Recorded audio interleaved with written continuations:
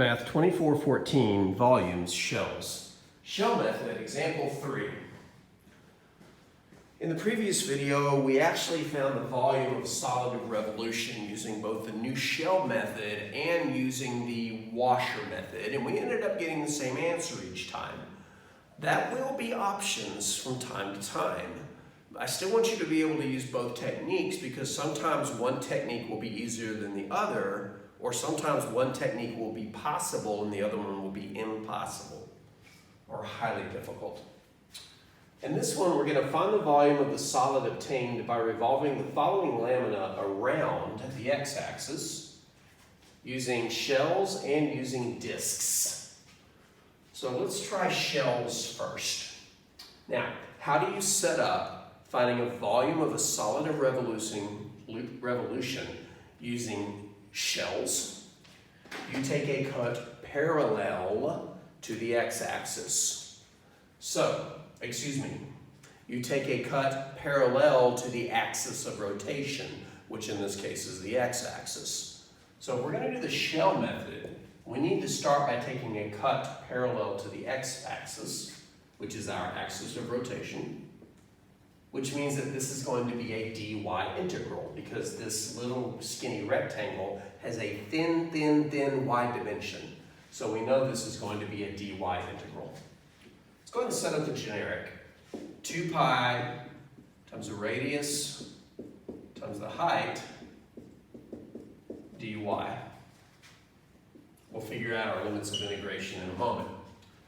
Remember, the radius is the distance from the axis of rotation to the cut.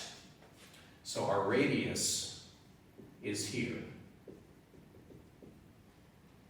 Well, wherever we cut this, whatever y we cut that at, that's what our radius is going to be. That's how far up that cut is. It's this far up. Now the height, on the other hand, is how long that cut is in terms of y. Well, let's think about it. The height should be the difference in these x-coordinates. Let's call this x-coordinate xl for the left x, and let's call this x-coordinate xr for the right x. So our height is going to be the rightmost x minus the leftmost x, but I need this in terms of y. So I need to know what these x's equal. The right one's easy. On the right side, it's just the vertical and x equals 4, so the right x is equal to 4. But what does the left x equal in terms of y? Well, that's where the equation comes in.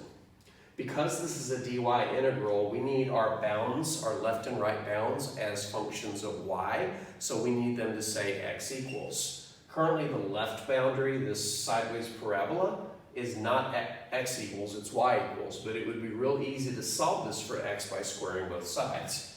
We would get x equals y squared, which means on the left boundary, the left x is equal to y squared.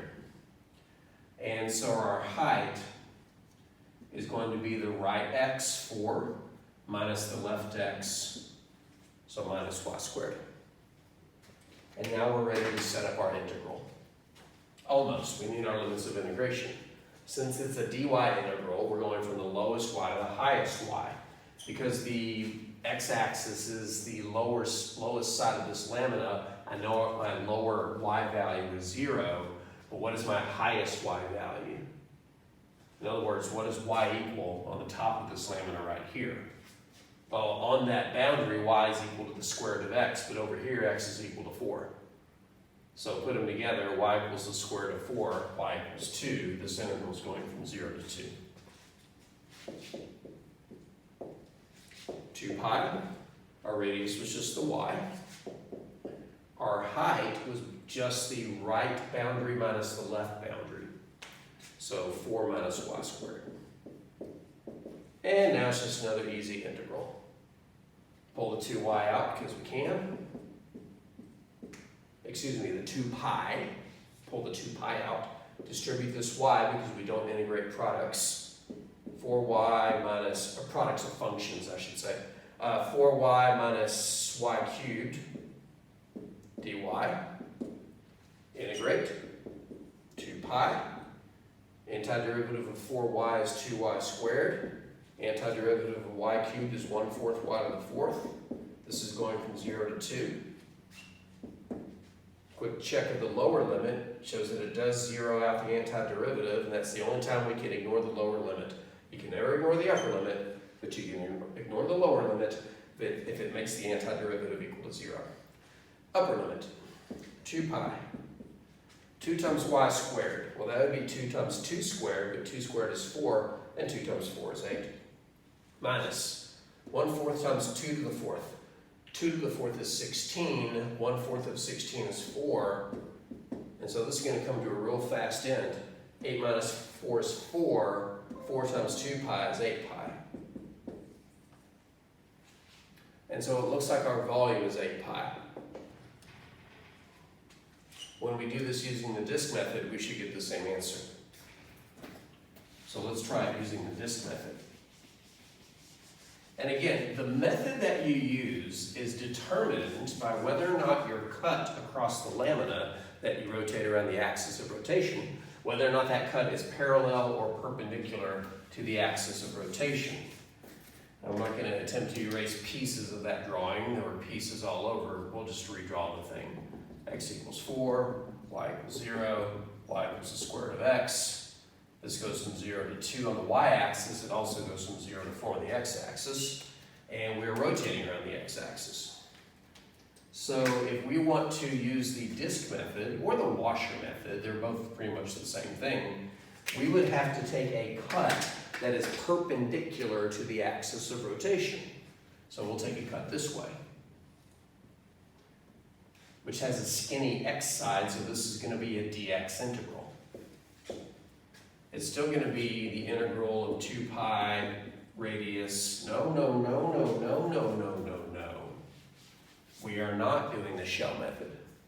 We are doing the disk method. And by the way, this is a disk and not a washer, because the axis of rotation is a boundary of your lamina. There's no empty space that gets rotated to create a hole in the solid. So it will be the disk method, which will be the integral from, we're doing a dx integral, so it's 0 to 4. And the disk method is pi times the radius squared, dx. And in the disk method and in the washer method, the big radius is the distance from the axis of rotation to the outer edge of the boundary. Well, at this point where we cut it at some x, the radius is equal to y, because that's how far up it is. But at the top, what does y equal? Y is equal to the square root of x. So our radius is the square root of x. Well, that'll make it pretty easy. Integral from 0 to 4 of pi times the square root of x squared, dx. Let's pull out the pi. Square root of x squared is x. Haven't integrated yet. The antiderivative of x is 1/2 x squared. This is going from 0 to 4. 0 is so convenient, we should stop using it. Don't worry, in a moment we're going to need it. Alright, so we can ignore that. We put in the 4. 4 squared is 16. Half of 16 is 8. We get 8 pi, but wasn't that the answer we got before? It was. This example actually shows you that the disk method is a little bit easier than the washer method, the shell method, because the disk method was a dx problem and there was no holes in the graph because the axis of rotation was a boundary of the lamina that we rotated. And plus, the thing that we squared was the square root. I mean, everything about this screen used the disk method. But my point is you have options, and your options are based on whether or not your cut is perpendicular to the axis of rotation, disk or washer, or your cut is parallel to the axis of rotation, in which case you can use the shell method. All right, we got one more example to look at.